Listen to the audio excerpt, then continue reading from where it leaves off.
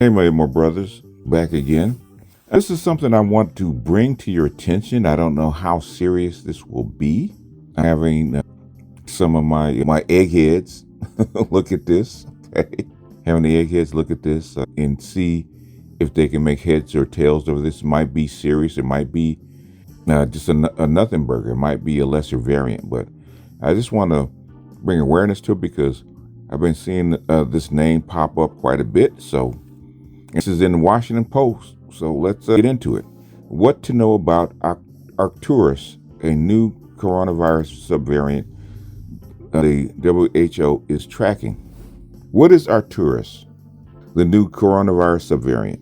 Arcturus was first detected in a sample from January and has now been documented in 29 countries, according to the World Health Organization. It is a subvariant of the Omicron variant, which emerged in late 2021 and has replaced Delta as the dominant variant around the world. By late February, the Arcturus strain accounted for 0.21% of cases around the world.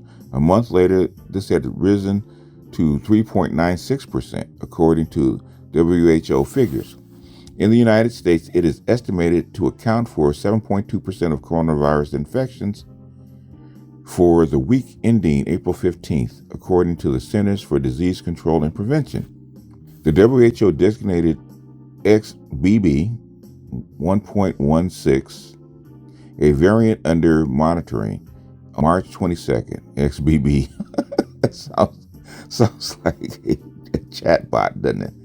This means the variant has genetic changes that could affect its characteristics as a virus, including a possible growth advantage over other variants, but the epidemiological impact is not clear. The WHO is monitoring 7 variants, including BA2 version of Omicron, seen in many parts of the United States. A variant under monitoring is considered to be of lesser concern than a variant of interest, which is predicted or known to be more transmissible or virulent, or able to evade antibodies, according to the WHO. The XBB 1.5 strain, currently the most prevalent subvariant globally, is described as a variant of interest. Really? Okay. The Omicron variant of COVID has spun off into dozens of immune-dodging subvariants. The Post Francis Sellers explains the threat of these new strains. Does the Arcturus mutation make it more dangerous?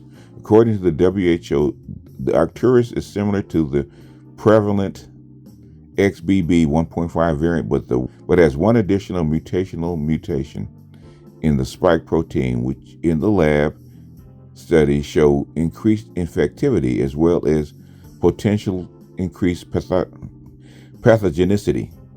While this may mean that it could spread more quickly, there is not any indication yet that it will lead to more severe cases. We've seen this in the past. Paul Hunter, a professor of medicine at the University of East Anglia in Britain, said in an interview, "You look at the virus and it's got mutations that should make it more virulent, but then in reality you don't see that." He explains that the immunity in the body's T cells represents one of the biggest protections, and yet we're not seeing much evolution in the parts of the virus that T cells actually attack, meaning that the impact of mutations may be limited. There's no evidence that this is any more severe, and probably it's somewhat less severe than previous strains, but it's too early to be certain, and that's almost certainly because of immunity. It will probably become the dominant variant for a while in the US and Europe and most countries around the world, but I don't see it driving up severe infections more than we've seen in recent years. So, basically, it's something to keep an eye on. I don't think it's anything to worry about just yet. If something pops up where it actually goes ballistic, I'll let you know. But as far as I can tell, as far as I can read, that it's not a nothing burger. But the thing is, keep an eye on it. It's gonna pop up, I'm sure, in the news over the next 6 months or so, and probably during the winter seasons, it's probably going to be a thing. So I'm just here to keep you abreast and keep you ahead of the curve. So with that, I'm going to bump out of here. This is BGS out, and I'll see you guys on the next one. Peace.